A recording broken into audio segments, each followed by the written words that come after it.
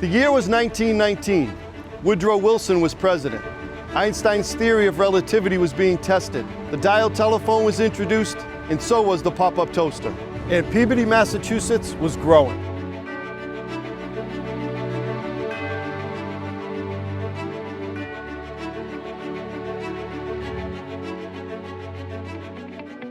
The greatest thing in the world is that the war had ended, and there was a massive celebration in Peabody to welcome home all the veterans. What I've always loved about Peabody is that it's been a welcoming city for immigrants. In the early days, this was the leather capital of the world. A lot of people would come here, work in the leather factories. They would come from all parts of the world to work in there. Didn't communicate well, lots of hard working, lots of hard drinking. Most towns and cities across America work better when a solid court system is in place, and Peabody's no exception. The ability to seek justice is fundamental to a community, and it starts at the district court level. Peabody's always been sort of a rough and tumble sort of city. Route 1 was kind of the Wild West for a little while. There were a lot of strip clubs, massage parlors, things of that nature, attracted a certain element, and a lot of them wound up in Peabody District Court on Monday morning. Justice and truth all started here. I'm really proud of the Peabody District Court, proud of the access to justice that we've had. Here we are right in the middle of Peabody Square, right across from City Hall. It's a great location, and a lot of great things have happened here over the years. The district court is the court that most people within a city use. You know, there's about 10,000 cases, 10,000 people who have to use this court in this general location. Well, that pretty much hits almost every family. It's aptly named the community court because the personnel, the judges really understand and know the community that they serve in. We're a resource, much like the police department or the post office or the library. We're here to help the community. And this isn't the original courthouse. This one was built in '78. The original one from 1919 is across the street. It was always crowded, it was always busy. There was always really a need for a new courthouse. The location of the current Peabody District Court went through a meeting house, multiple churches, a gas station.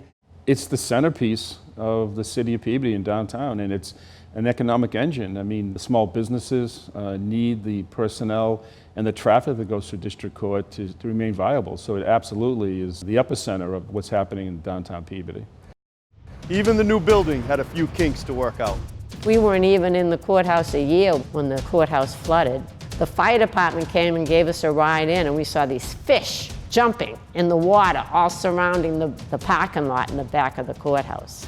Stuff floating. Oh my God, it was funny. Every time there's a flood in Peabody, my phone rings off the hook from all my friends and saying, geez, how much damage is done.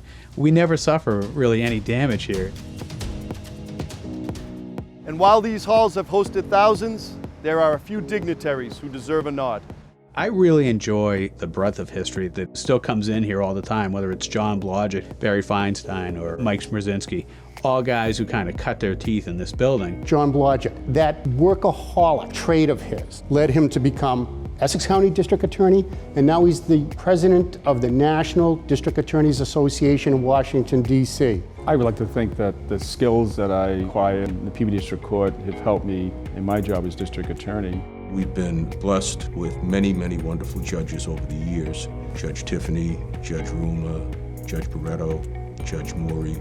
Judge Healy served many years in the district court as well. He was a successor to Judge Tiffany. What I consider to be fair now really comes from practicing before Judge Ruma, who was the presiding judge. Judge Ruma, that man just demanded that every person come before him. You're honest, you win with class, you lose with grace, and you're prepared.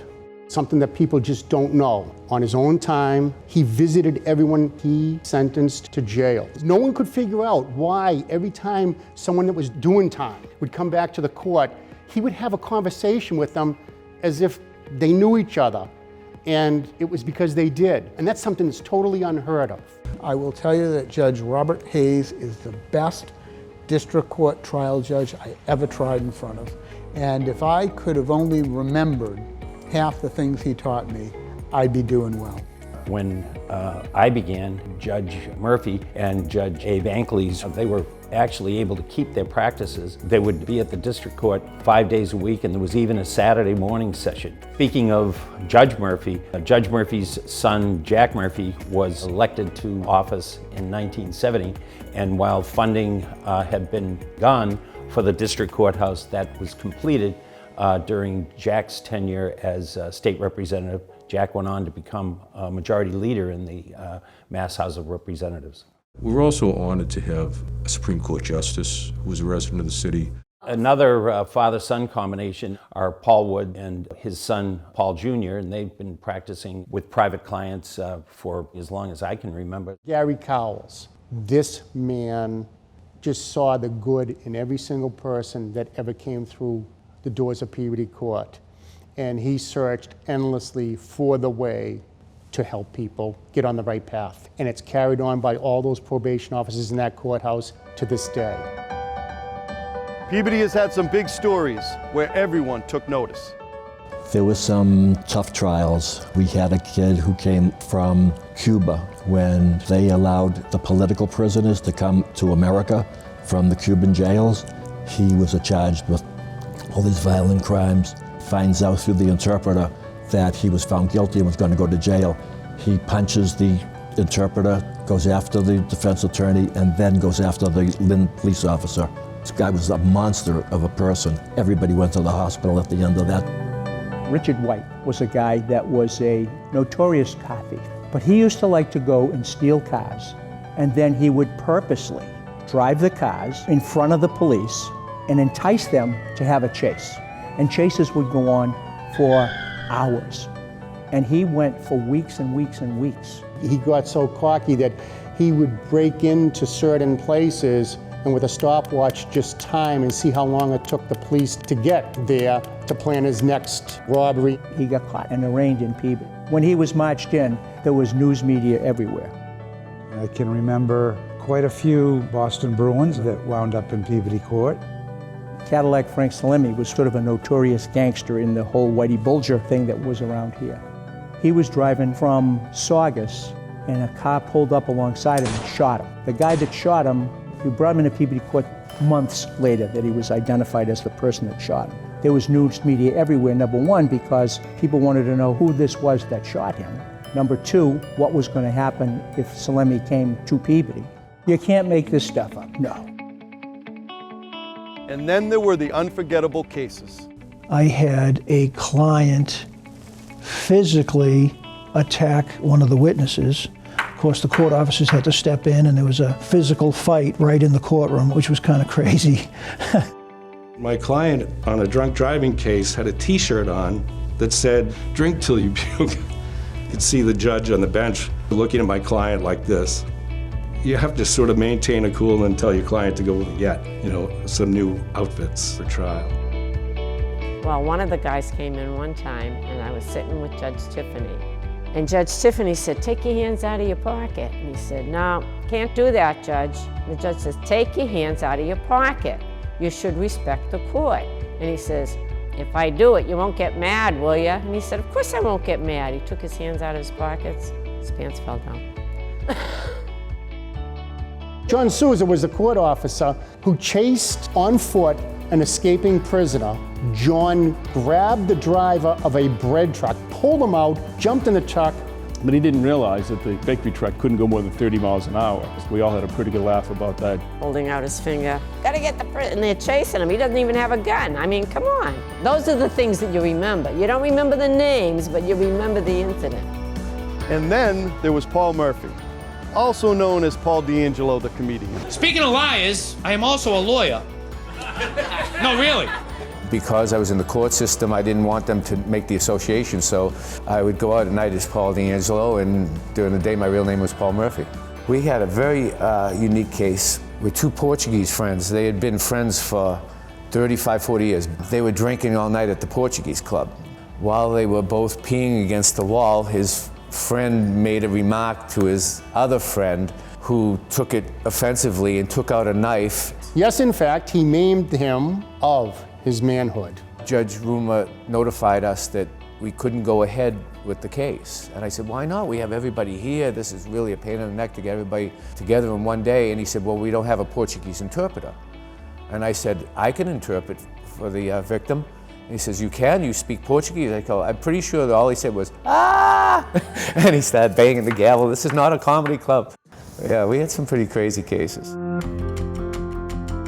But a solid team has been at the core since the beginning.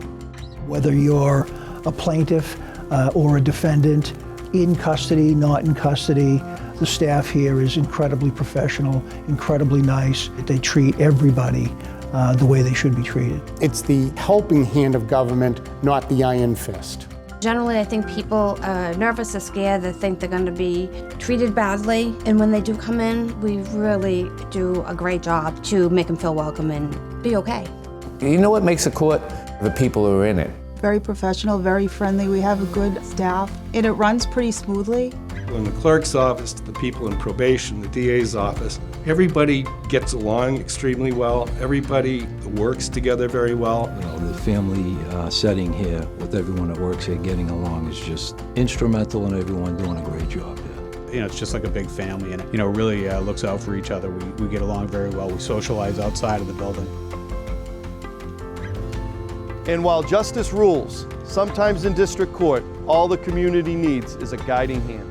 I can remember consistently the first thing I thought of when I interviewed them in the morning was, boy, have you screwed up. You had a life, you had a job, you had a place to live, and now you're going to prison for the rest of your life. When someone is brought into the system, so to speak, and they have a court date, it may start out with a feeling of dread, but in many instances, something really positive will come out of it at the other end. We work very hard to come up with a resolution that is really in the best interest of everybody. So over the years, I've helped many, many people. I bump into them all over the place, and they're like, this guy saved my life. It was a tough job, but it was very rewarding. It's very warming for my heart to know that I made such a difference. It's never been about going to jail. Jail's always the last option. It's the last choice on the menu. It's about getting help for people, getting them the ability to get services when needed, about having that sense of compassion for people who come in the door looking to get some relief. So when they walk out the door, they know that they've been treated fairly and received that compassion that they deserve. Now, it's time for a celebration. Oh yes, we should be celebrating. There's a lot to celebrate. I mean, how many places can say that they've lasted 100 years? I would suggest it's 100 years of great success. I say to the city that you're lucky to have Peabody District Court. A lot of communities don't have a local district court. 100 years of anything is a pretty good accomplishment. Happy 100th birthday, Peabody District Court. I'm pleased to be able to participate, and I'm pleased to be able to make a small contribution to the courthouse legacy, history, and celebration. Hopefully, the people who come after us will keep the court going in a positive light. It all comes back to this courthouse being really an integral part of our community, a part of the fabric of the community. I'm not only proud, I feel honored that I was in the system for 39 years, 4 months, and 17 days. That's right, 100 years, what a great benchmark, and an honor for me to be here to participate in that. I'm just happy to have had the opportunity to serve this courthouse for as long as I have. And I hope I can come in here every day until I drop dead in the courtroom floor, which is my retirement plan.